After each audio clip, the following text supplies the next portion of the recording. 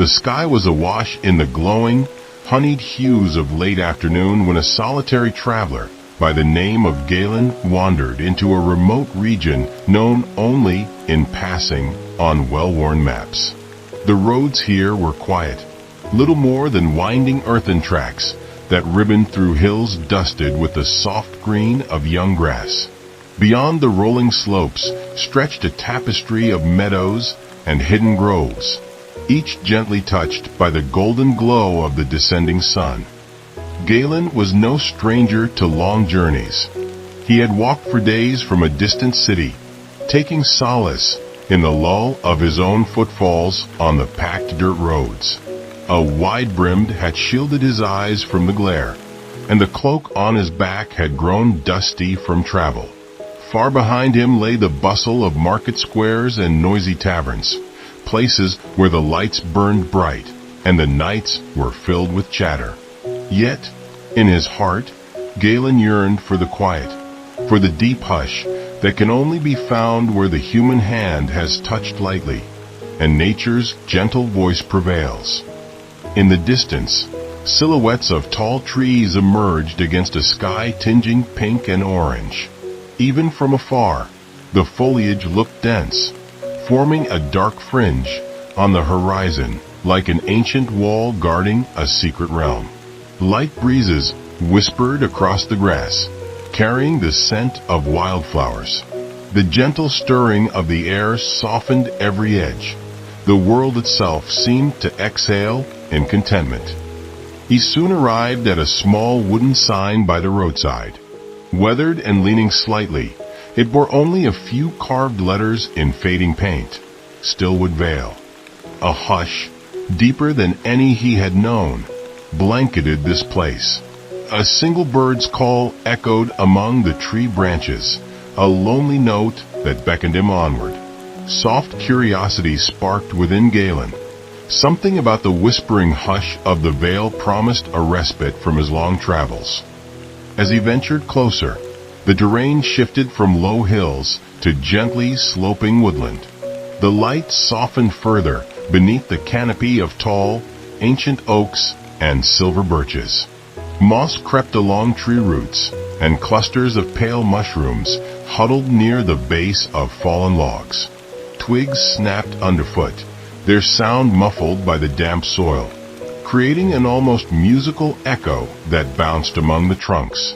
Now and again, a faint rustling in the underbrush hinted at woodland creatures going about their nightly routines. Up ahead, the path curved around a vast trunk, its bark rippled with age. Emerging from the bend, Galen beheld his first glimpse of life in Stillwood Vale, a collection of snug cottages with thatched roofs, nestled in a gentle clearing. Even from here, he sensed a homey warmth. Lanterns glowed like fireflies along the pathways, guiding latecomers through the twilight. There was no loud bustle, no jarring clamor, only the steady pulse of time moving slowly, kindly. Somewhere deeper in the woods, a hidden chorus of frogs and cicadas began their evening songs, weaving a lush lullaby. This was the kind of place, Galen mused, where someone could linger, letting the days drift by in tranquil reflection. And that was precisely what he needed. Time to breathe, to shed the restlessness of endless roads, and to embrace a gentler pace of life. His feet carried him over a narrow stone bridge that arced across a languid creek. Water trickled below, shimmering in shades of pink and gold as it reflected the sky. Pale green vines dangled over the rail, trailing leaves like ribbons that danced in the current. The hush around him seemed to wrap his senses, replacing urgency with calm wonder. Even the birds fell silent for a moment, as though paying homage to the final rays of sunlight. Entering the outskirts of the village, he noted the small details that spoke of a place well loved. A wooden fence neatly mended, flower beds overflowing with blossoms of purple and white, and a little garden gate carefully painted with a spiral design. Every element carried the tender imprint of inhabitants who cherished beauty in little things. Eventually, Galen came upon a modest sign etched in pale, worn letters. "Welcome to Stillwood Vale, where dusk's petals fall." He paused, resting a hand on the sign's edge, feeling the wood's texture beneath his fingertips. The phrase resonated with something deep in him, as though these words had been waiting for him all his life. A serene smile graced his lips. He set his shoulders, brushed a bit of dust from his cloak, and proceeded onward, grateful for a new and peaceful beginning. Stepping deeper into the village, Galen found the architecture humble yet enchanting. The cottages were fashioned from local stone, their walls sturdy and their roofs gently sloping. Window boxes overflowed with pastel blooms, and small lampposts stood at regular intervals, lit by oils that gave off a warm, amber glow at twilight. The scents of wood smoke and fresh bread mingled in the air, creating a homey perfume that invited him to wander further. Children's laughter floated from somewhere behind a row of quaint homes, each yard separated by low stone walls covered in creeping ivy. The gentle murmur of neighbors in hushed conversation occasionally graced his ears, sounding more like a lullaby than the chatter of daily life. It was almost as if the entire community had tuned itself to a softer frequency, careful not to disturb the serenity that had taken root here. On the far side of the central clearing stood a lone willow tree, older than any Galen had ever seen. Its drooping branches formed a leafy umbrella over a simple wooden bench, the tips of its fronds brushing the mossy earth. At this twilight hour, fireflies had begun to wink in and out beneath the boughs, resembling drifting embers. On the bench sat an older woman, hands folded in her lap, gaze turned inward. Her posture was one of unhurried stillness, as though she were savoring the hush of the evening itself. Galen approached her respectfully, feeling as if he were entering the presence of some gentle guardian of the vale. She glanced up and smiled, a warm, grandmotherly smile that hinted at years of kindness. "Good evening, traveler," she greeted quietly. "You've arrived at a lovely hour. The sun's just resting behind the treetops, and the forest is beginning its nighttime lullaby." He returned the smile, bowing his head slightly in acknowledgement. "I'm honored to arrive at twilight. I've wandered far to find a place like this. May I ask your name?" She inclined her head, white hair catching the glow of a nearby lantern. "I'm Karala, caretaker of the old willow and keeper of small remedies. I'm just an herbalist who's lived here long enough to watch this tree grow taller year by year."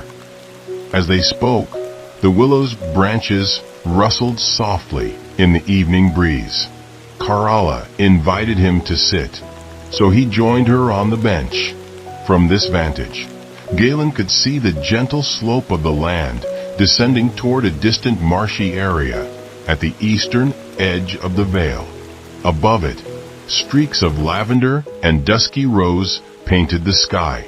A calm energy emanated from the land itself, as if the soil carried a soothing power that lulled all living things into harmonious rest. Karala reached into the wicker basket at her feet and retrieved a small bundle of dried herbs tied with a simple thread. She offered it to Galen. "A welcome gift," she said in a voice that evoked distant lullabies. "Lavender, chamomile, and a hint of mint. Place it near your pillow, and you'll sleep more soundly." It's something of a tradition here. Visitors often find our nights can be as embracing as a mother's arms. Touched by her generosity, Galen accepted the bundle, lifting it to his nose. The scent was delicate yet potent, stirring a memory of warm summer evenings back in his childhood home. "Thank you," he murmured, bowing his head again. "Your kindness means more than I can say." Carala smiled, then nodded to a path leading away from the central clearing. "The inn is just up that road," she said, her voice as gentle as the rustle of leaves. "You'll see a sign with a lantern. It's called the Singing Cricket Inn, a place of rest and comfort for weary souls. Old Master Bardon runs it with his daughter. They'll be delighted to meet you." Galen thanked her once more and rose from the bench, feeling a wave of gratitude wash over him. He had stumbled into a realm where each step seemed to uncover a new wellspring of warmth and hospitality. As he continued along the soft-lit road, he heard Carala singing a distant tune, something about the hush of dusk and petals falling like quiet tears from the sky. The melody lingered in his ears, a lullaby that wrapped him in its gentle grace. The path meandered past more cottages and through a small orchard, where fruit trees stood in neat rows, their branches heavy with early-season blossoms. A sweet fragrance hung in the air, part floral, part ripe fruit, blending seamlessly with a gentle hush that seemed woven into the fabric of Stillwood Vale. Lantern light shimmered through the orchard's leaves, creating a dance of pale gold upon the ground. Even the crickets took up a rhythmic chorus, their chirps reminiscent of small bells tinkling in a distant tower. When the orchard ended, the road curved around a grove of yew trees and led toward a cozy, timber-framed building. A sign above its door swung softly in the breeze. The Singing Cricket Inn was written in elegant script. The sign itself featured a small cricket perched on a blade of grass, its eyes half closed as if caught in a reverie. A solitary lantern hung by the entrance, and the warm glow within beckoned Galen inside. Pushing open the wooden door, he stepped into a cheerful common room. Instantly, he was enveloped by the aroma of hearthwood, fresh bread, and spice cider. The inn's interior was softly lit by a series of wall sconces, their flames dancing with a gentle flicker that highlighted beams of polished oak overhead. No loud laughter or rowdy chatter intruded here, only the quiet lull of low conversation among a few patrons, as if the entire place sought not to break the reverent stillness of the vale. Behind a sturdy wooden counter stood a broad-shouldered man with a neatly trimmed beard, humming a gentle tune under his breath. He looked up and offered a grin that matched the warmth of the fire in the hearth. "Good evening, traveler," he called. "I'm Master Bardon, and this is my humble inn. Welcome to Stillwood Vale. Will you be seeking a room for the night?" Relieved to have found such a hospitable haven, Galen nodded. "Yes, please. I've come a long way, and I'd be grateful for a place to rest." Master Bardon retrieved a simple bronze key from beneath the counter, offering it to him with a wink. "Room number 3, second floor on the left. It looks out onto the orchard. You'll hear the crickets singing if you crack open the window. There are nighttime musicians, so to speak." Galen felt the muscles in his shoulders relax, tension melting away under the inn's tranquil spell. This was a place where time slowed to a soothing hum, and everything promised a rest far deeper than mere sleep. With a grateful nod, he accepted the key, placing a few coins on the counter in return. Master Bardon waved off the extra coin. "Save some for dinner," he insisted kindly. "We got a pot of stew that's sure to warm your bones. My daughter, Inella, will be happy to serve you a bowl." A savory scent drifted over from a nearby kitchen doorway, and Galen realized just how hungry he was. Thanking his host, he settled at a small wooden table near the fireplace, feeling an almost childlike anticipation for what comforts this evening would bring. In a few moments, a young woman emerged from the kitchen, carrying a tray laden with fresh bread, butter, and a ceramic bowl filled with steaming stew. Wisps of aromatic steam curled upward. Onions, potatoes, carrots, and tender morsels of meat, all seasoned with herbs that must have been grown in the vale's fertile soil. She approached Galen's table with a gentle smile. "Welcome," she said softly. "I'm Inella, Master Bardon's daughter. I hope the stew suits your taste." He nodded in gratitude, inhaling the stew's fragrance. "I'm sure it will be perfect. Thank you for your kindness." As Inella placed the bowl before him, Galen took note of the inn's other patrons. A middle-aged couple sat near the hearth, speaking in hushed voices about the next planting season. A bearded traveler in the corner quietly sipped tea, eyes half closed as though the glowing embers were lulling him into a pleasant doze. On a nearby shelf, a dusty lute rested, its strings reflecting the firelight. The entire scene felt suspended in an unspoken harmony. He dipped a piece of crusty bread into the stew, savoring the comforting warmth that spread through his body. Each mouthful seemed to dissolve the weariness accumulated from his journey. Outside, he could just make out the serenade of crickets beginning their nightly chorus. The notes drifted in through a half-open window, mingling with the crackle of the fire. It was an orchestration of subtle sounds, a lullaby that encouraged every nerve to unwind. Inella reappeared, topping off his glass with a mild, sweet wine. "If you need anything else, just let me know. I'll be up for a while yet.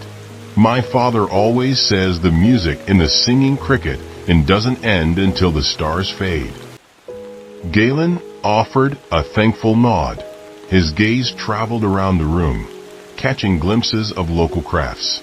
Tapestries depicting forest paths, paintings of meandering creeks, and a large woven rug featuring stylized images of willows and tiny, glowing fireflies. Even the decor whispered of the Vale's quiet devotion to nature's gentleness. After finishing the stew, he discovered a surprising lightness in his limbs, a sense that the day's strain had dissolved into the honey-hued air. Pushing the empty bowl aside, he decided to explore the inn a bit. He wandered over to the lute on the shelf, running a finger gingerly across the strings. A soft hum emanated, echoing through the hushed common room. He felt a mild flush of embarrassment, worried that he might have disturbed the peace. But the only reaction came in the form of a kindly nod from Master Bardon at the bar. Encouraged, Galen strummed a gentle chord, then another. The old lute produced a mellow tone, almost like a sigh. Within moments, as though guided by an unseen hand, he picked out a simple melody, soft, wandering notes that seemed to blend seamlessly with the cricket serenade. No one spoke, yet the atmosphere thickened with warmth, as if every ear was attuned to the lullaby. By the time he finished, the final note lingered in the hush, fading slowly as if not wishing to leave. Master Bardon offered a quiet round of applause, accompanied by the couple near the hearth. "We haven't had live music in a while," Bardon remarked, his tone full of genuine appreciation. "You play beautifully, friend."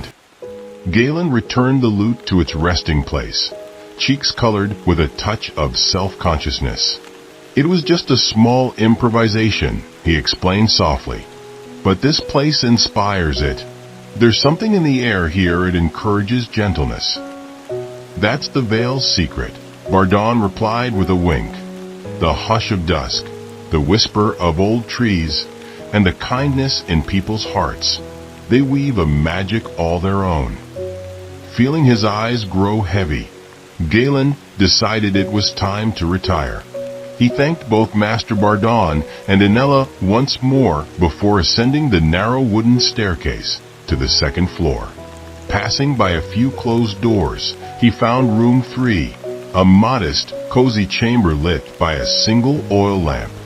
The bed stood against the far wall, draped in a patchwork quilt of forest greens and earthy browns. He set his pack down, unbuckling his worn boots, with a soft sigh of relief. From the small window, he could see the orchard's blossoms shimmering in the moonlight, a luminous carpet of pale petals. The cricket's song reached him clearly now, their chorus swaying in tandem with the gentle night breeze. He recalled Kerala's herb bundle. Taking it out, he placed it on the bedside table, letting the calming aroma fill the room. Lowering himself onto the bed, he felt the softness of the quilt embrace him. Hours ago, he had been trudging along a lonely road. Now he was enveloped in serenity, lulled by the night's hush. He sank back against the pillows, eyes closing of their own accord. Sleep did not descend on him abruptly. Rather, it cradled him gently, as if the essence of Stillwood Vale was guiding him toward rest. The last thing he remembered was the melodic interplay of crickets and a faint star glimmer through the window, living proof that some corners of the world still knew the art of tender quiet. Section 4. Dawn's Soft Awakening. Galen awoke to the first tender light of dawn peeking through the curtains. Outside, birds sang in sweet, harmonic chirps, greeting the day's arrival with understated joy. The orchard's blossoms, bathed in a gentle gold, seemed to shimmer anew, as though they had been painted overnight by an unseen artist. He sat up slowly, stretching out the kinks in his shoulders and back. The night's rest had been deeply restorative. Every part of him felt refreshed, as if he had inhaled some potion of calm. He gave silent thanks for the gift of such a tranquil haven. Despite the early hour, he could hear a soft stirring in the hallway, likely Anella or Master Bardon beginning their morning chores. The inn, though never bustling, carried a faint hum of life that felt all the more comforting after the hush of the night. Rising, Galen splashed cool water from a small porcelain basin onto his face. Outside his window, the dew sparkled on grass and leaves, catching dawn's light in beads of silver.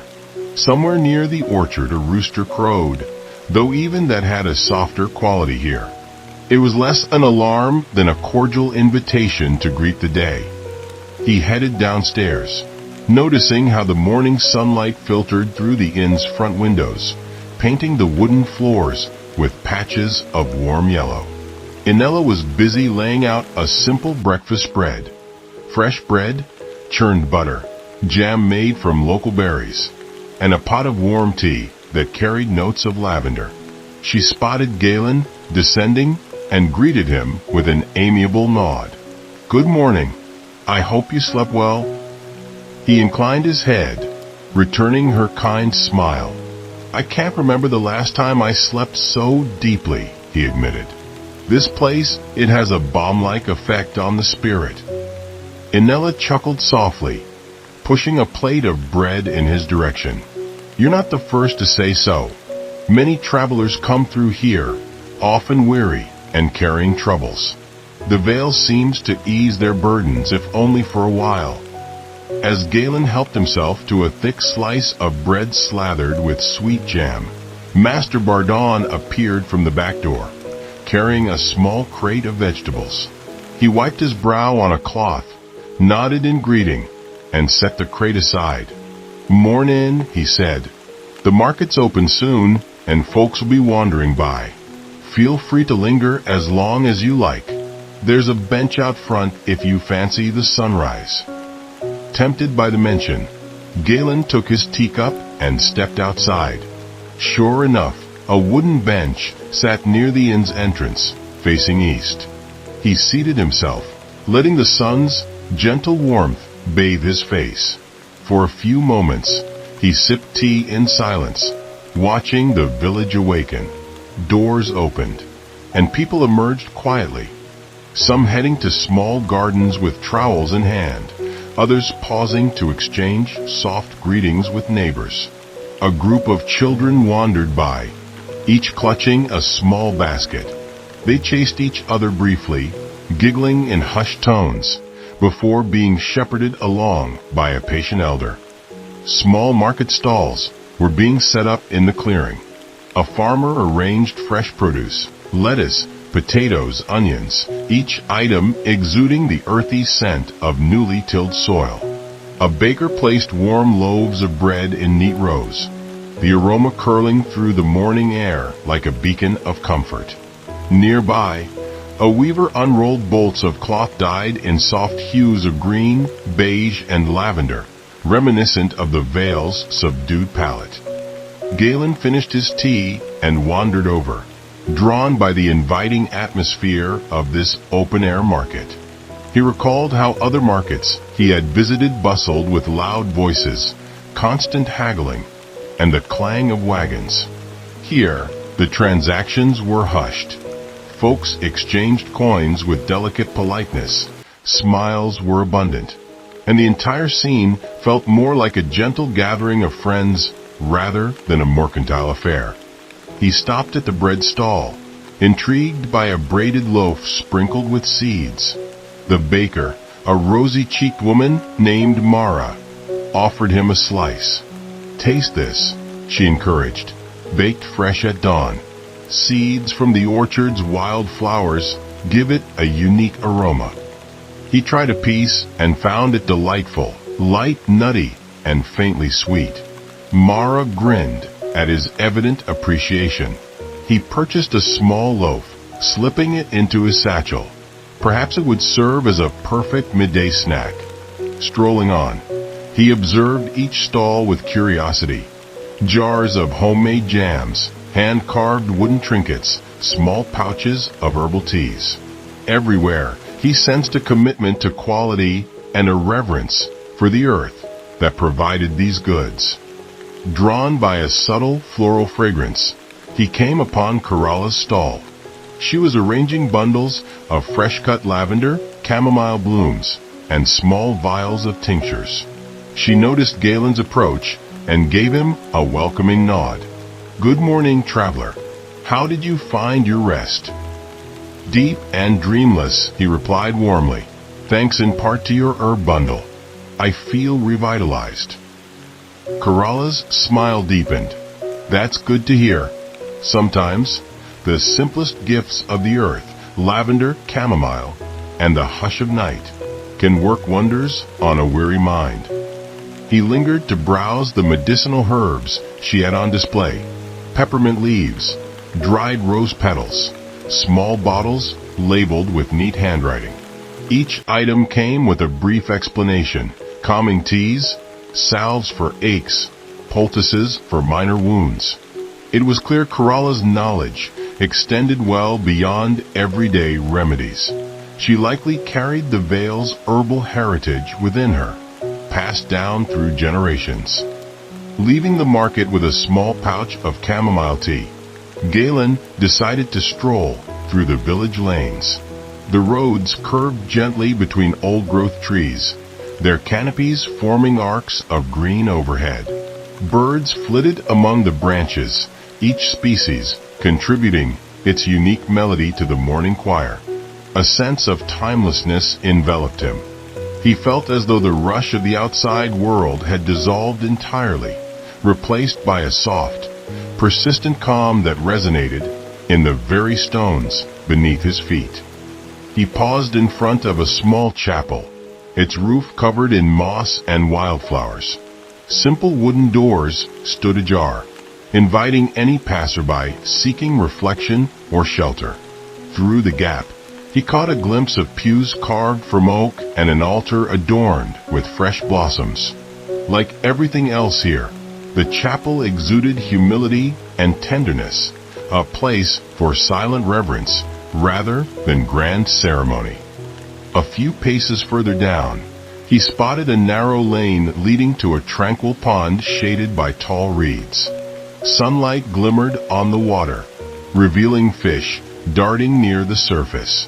In the distance, a weeping willow stooped low, its branches kissing the glassy pond. The scene stirred within Galen a profound sense of peace. He recalled the many roads that had brought him here, rough, winding paths that now felt distant and hazy. Perhaps he would linger in Stillwood Vale for a while, allowing the gentle rhythms of this place to mend whatever frayed edges existed in his spirit. Not long after leaving the pond's edge, Galen felt the urge to explore beyond the village's borders. A nearby trail, partially hidden behind a cluster of birch trees, beckoned him with its soft promise of woodland mysteries. Following it, he ventured deeper into the forest. The gentle hush of the morning market gradually faded into the background, replaced by the rustling of leaves and the faint bubble of a distant stream. Sunbeams filtered through the canopy, creating patches of dappled light on the forest floor. Moss-covered rocks, fallen logs, and winding roots formed a natural tapestry, all shimmering under a layer of delicate golden green. Every few steps, he caught sight of small forest creatures, a darting chipmunk, a cautious hare, or even a deer peering at him through a veil of ferns. None seemed particularly alarmed by his presence, as though they understood the vale's unspoken law of harmony between humans and nature. Soon, he came upon a clearing where tall, spindly wildflowers swayed in the breeze. Their colors ranged from pale lavender to buttery yellow, and they danced as if compelled by a silent tune only they could hear. The breeze carried a calming perfume, part earthy, part floral. Galen paused, letting the serenity seep into his senses, that ephemeral feeling of standing in a place untouched by haste. At the clearing's far edge, a worn stone pillar rose from the ground, some ancient marker or perhaps a remnant of an old boundary. Its surface was etched with faint runes that time had nearly erased. Leaning closer, Galen could barely discern symbols resembling leaves, vines, and spirals. Though their meaning escaped him, he felt an echo of some forgotten benevolence in the weathered stone. This land had been cherished for centuries, protected by unseen guardians or by the vale's own magic. Pressing on, he heard the melody of flowing water grow clearer.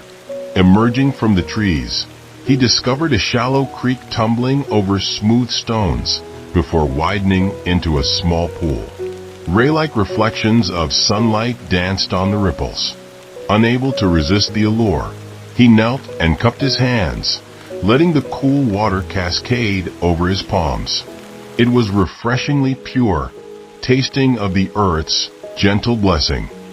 A nearby log invited him to sit. He set down his satchel, retrieved the small loaf of bread from Mara's bakery, and tore off a piece. The birds overhead provided a subtle soundtrack, chirps and calls echoing through the branches like a flute's gentle refrain. He let the moment wash over him, time losing its usual urgency. Here, midday felt endless, as though the clock had surrendered to the forest's patient rhythm. While he ate, a dragonfly with iridescent wings hovered near him, its body catching glints of sunlight in shades of emerald and cobalt. It darted away, then returned, seemingly curious about this quiet visitor. Galen found himself smiling at the tiny creature's fearlessness. In the hush of Stillwood Vale, even nature's smaller denizens appeared more trusting.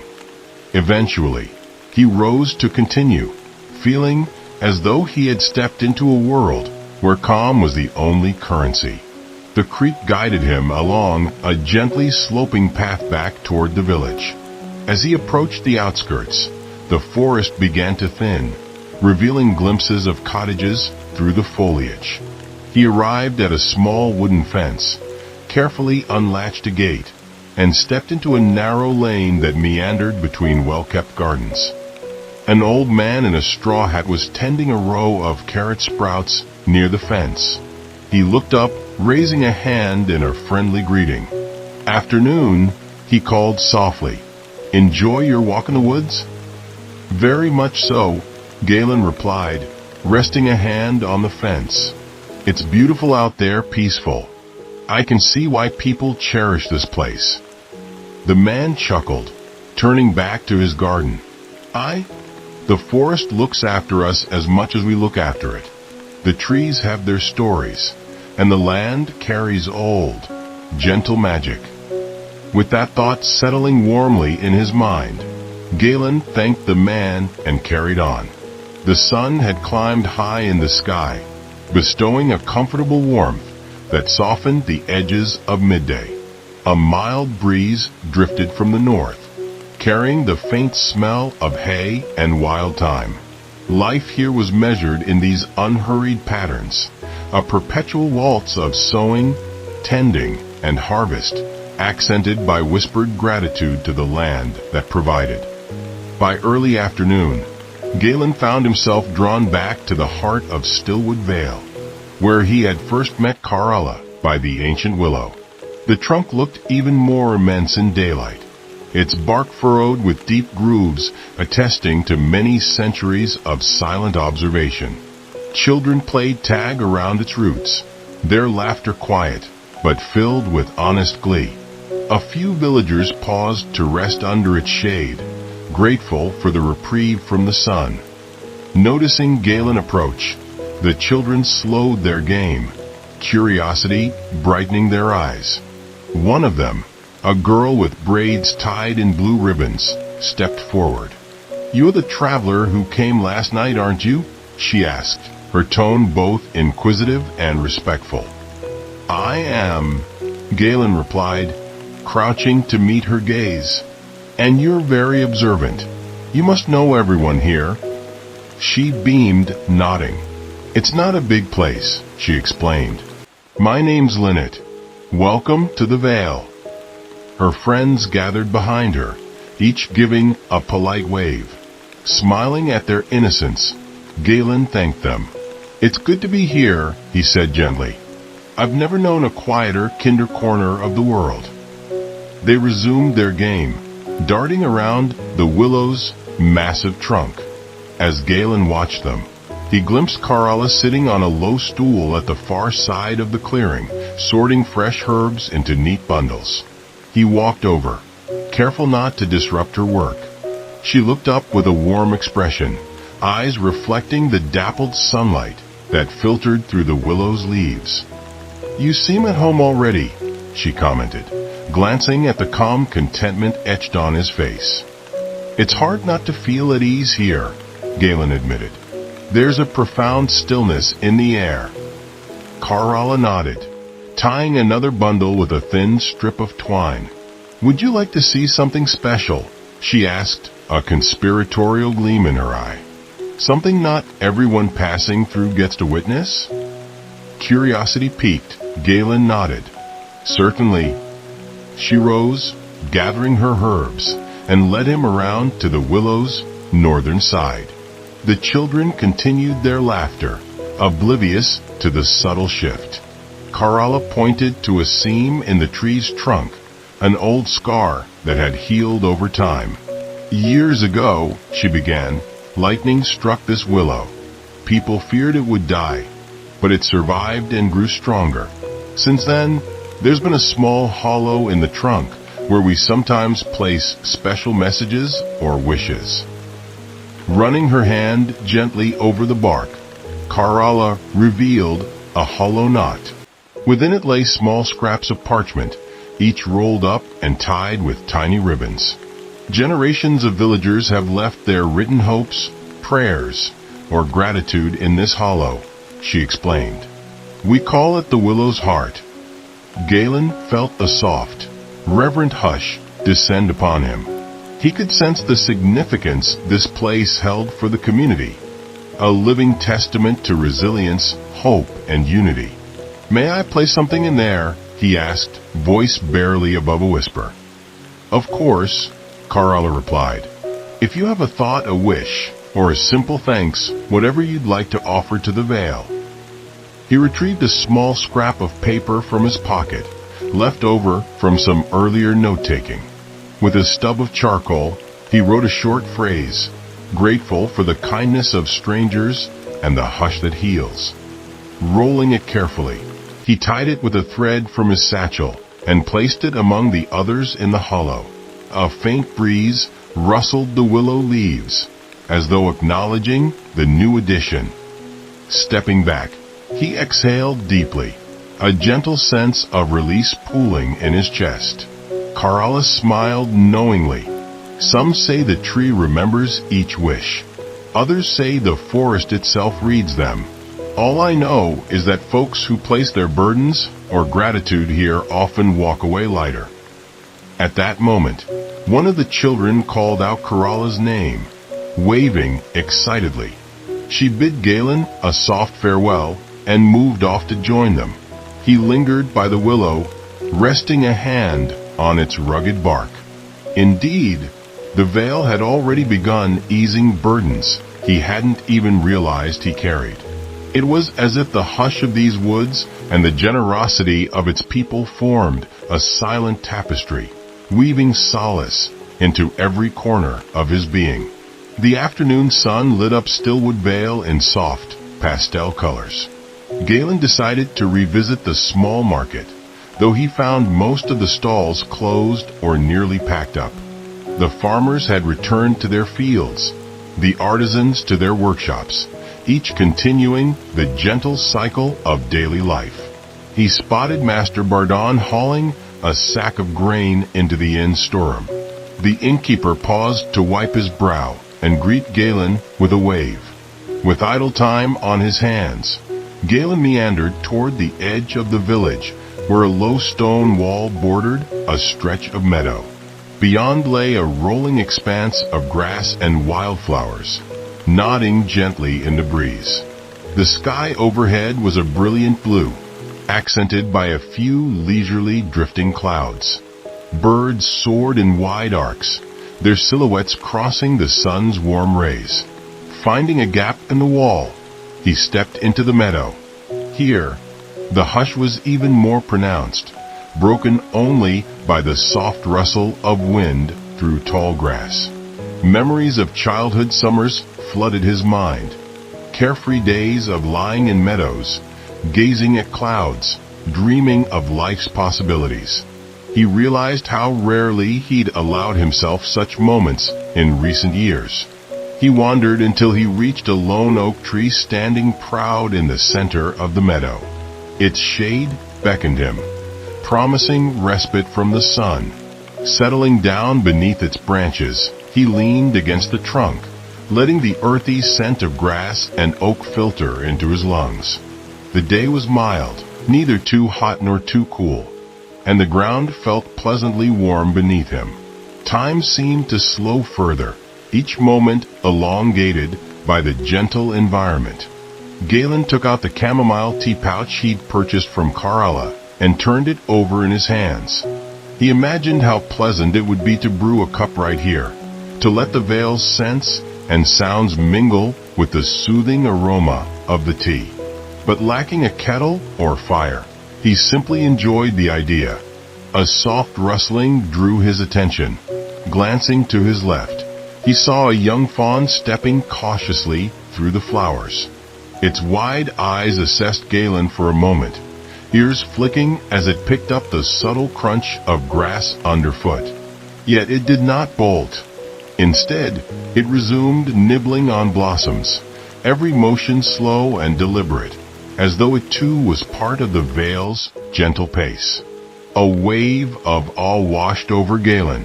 In many places, wildlife shied away from humans. Here, trust and harmony seemed to be the natural order. He remained still, each breath careful not to disturb the moment. For a few heartbeats, man and creature shared the meadow in companionable silence, both under the watchful canopy of the old oak. Gradually, the fawn wandered off, disappearing into a cluster of taller wildflowers.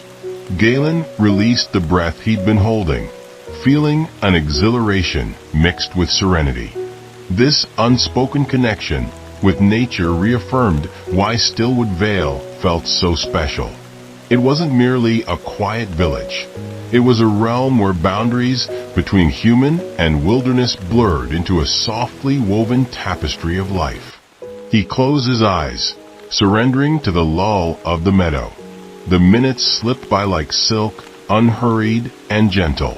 A few drifting clouds cast momentary shadows, cooling his face, before passing on to reveal the sun's warmth again. For a man who had spent years in restless travel, often uncertain of what he was searching for, this fleeting afternoon under the oak seemed like a revelation.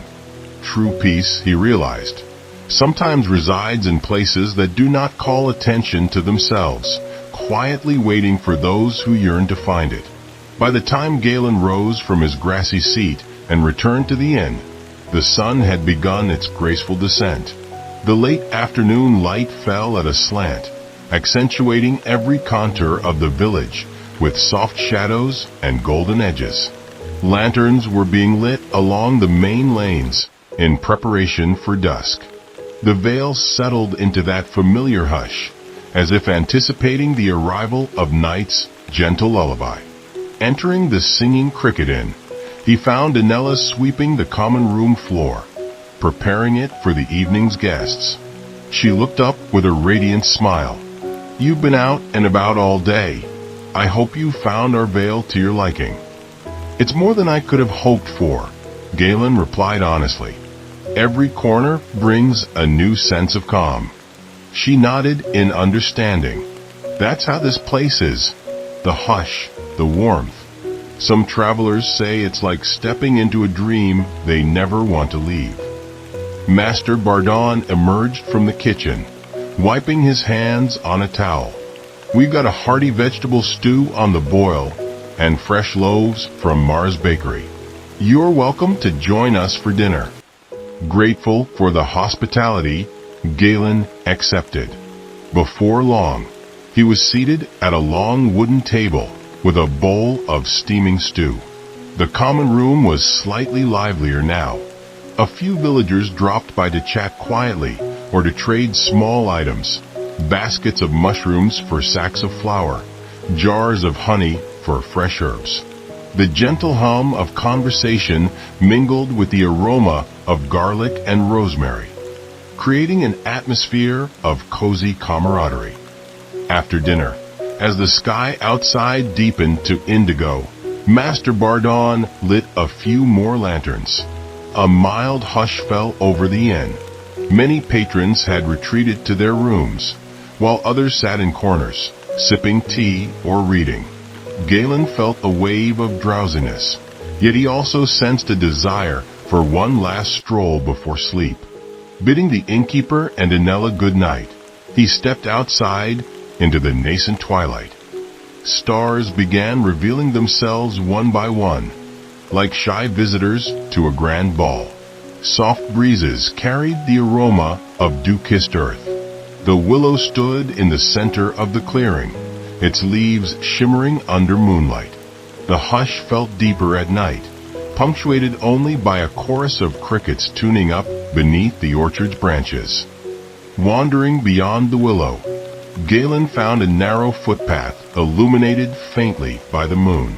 It led to a small wooden bridge arching over the creek he had visited earlier. There, he stopped to listen to the gentle gurgle of water sliding over stones, accompanied by the soft hooting of a distant owl. A sense of timelessness descended upon him once more. The star-studded heavens above, the ancient watercourse below, both bore witness to countless such nights, each quietly weaving its magic over the village. He recalled the note he had left in the willow's heart, the expression of gratitude for the hush that heals. In that moment, he felt an ineffable closeness to the land and its mysteries. Perhaps in the grand tapestry of life, certain places exist solely to remind travelers of simpler truths, of the beauty in unhurried moments, the value of reflection, and the gentle connections that bind all living things. A soft ripple in the creek caught his eye. As he peered into the moonlit water, he saw the faint silhouette of fish gliding near the surface, their scales flickering silver. Above him, countless stars shimmered in an ebony sky.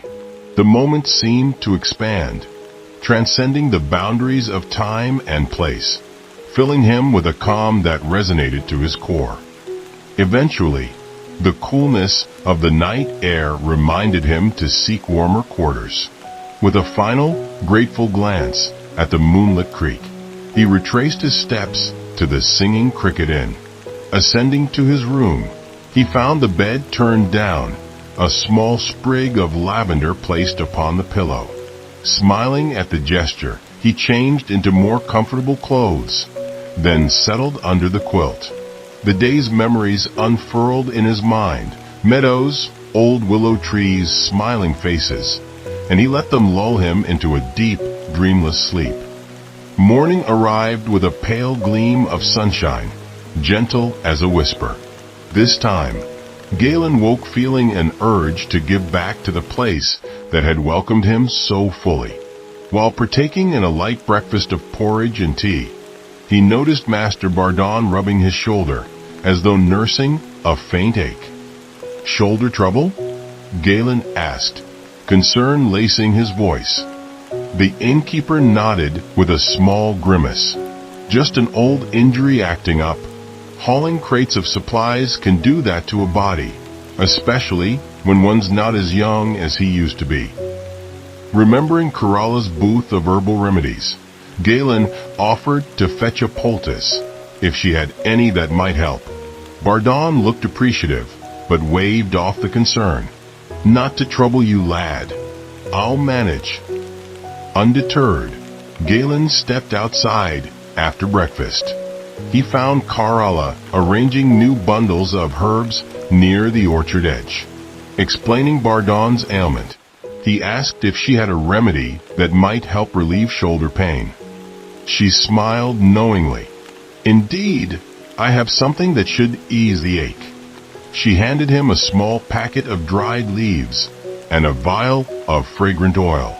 "These, when mixed with warm water, make a poultice.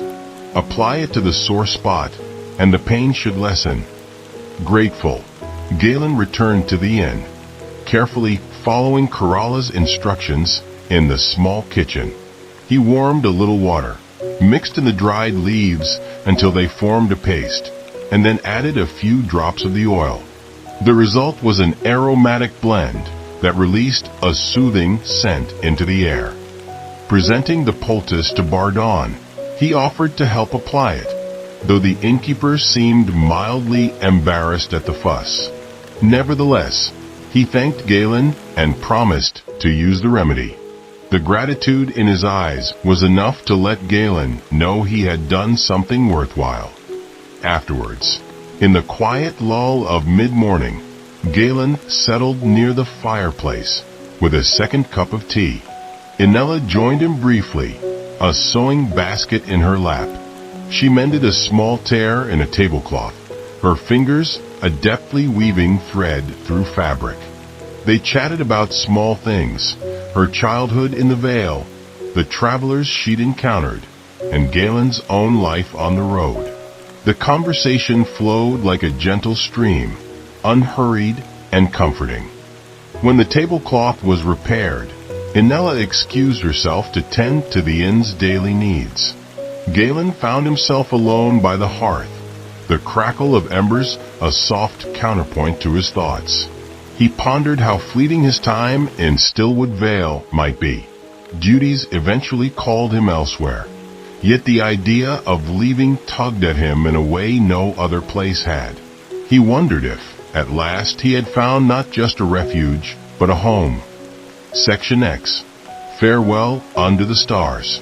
Days melted into a serene pattern. Each dawn greeted Galen with a mild glow. Each dusk wrapped him in a gentle lullaby of crickets and rustling leaves.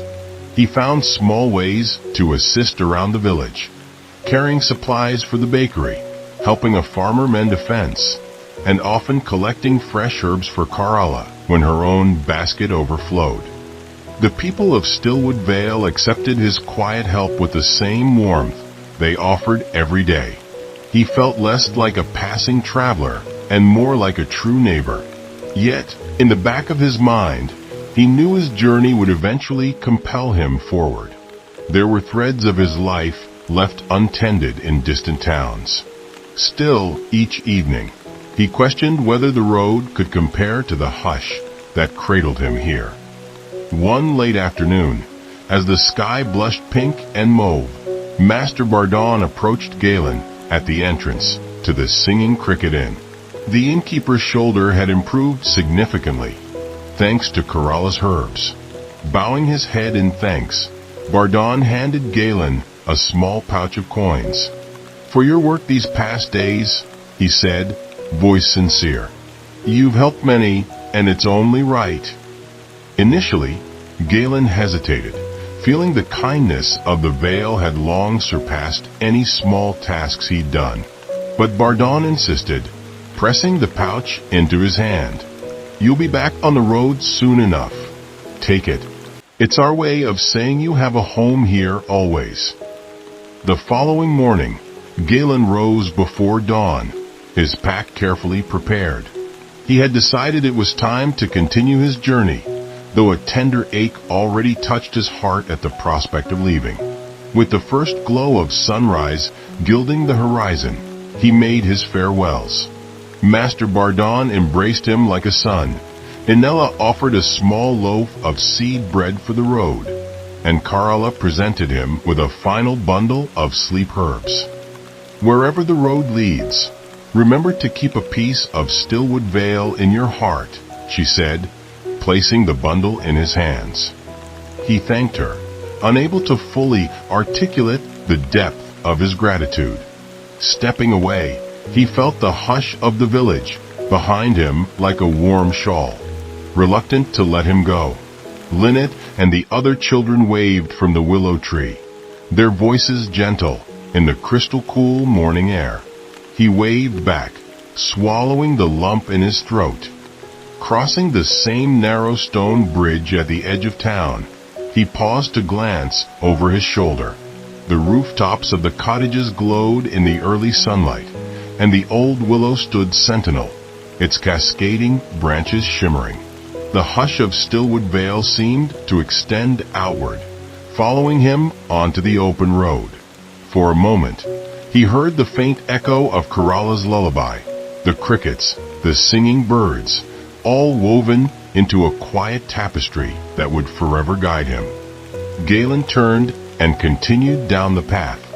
Though the world beyond might be uncertain, he carried within him a profound calm, a solace that no clamor could unsettle. In time, his steps would lead him through bustling cities and over far-flung mountains. But in his heart, the hush of Stillwood Vale remained, a gentle promise that somewhere, beneath ancient trees and a star-filled sky, there was a place where dusk's petals fell like blessings, and every weary traveler found rest.